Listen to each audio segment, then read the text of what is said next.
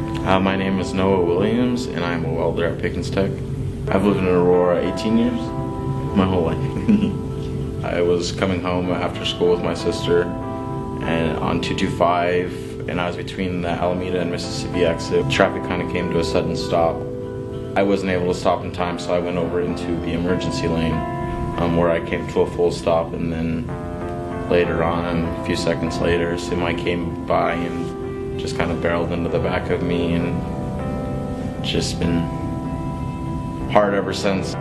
Having something such as legs is something you take for granted every day, and then when you lose them, it sucks. I mean, there's so much you're not able to do. I spent 6.5 months in the hospital doing rehabilitation at Craig, and then 2 weeks at the ICU at Aurora South.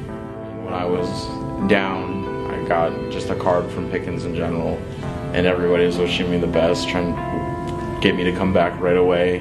I mean, it's one of the most supportive schools I've been to. I mean, I love coming over here.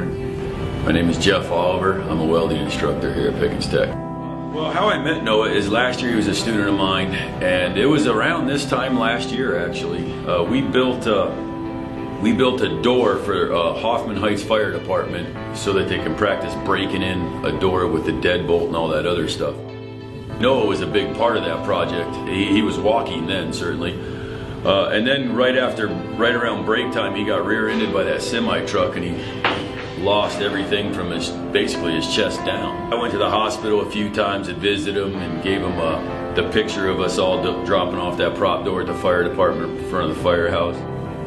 Having Jeff as an instructor, he just kept me going, you know. Last year he made me fall in love with welding, and then after my accident, everything was kind of harder. The things I did love about welding I couldn't do anymore. Jeff kind of brought all that passion back to welding, you know, doing TIG welding, working on aluminum, and just doing stuff that I know I can do. He's kind of pushed on me, and it helps me, you know, stay happy, I guess. Here's a kid that has this open mind that just wants to learn and don't want to be stopped with his disability.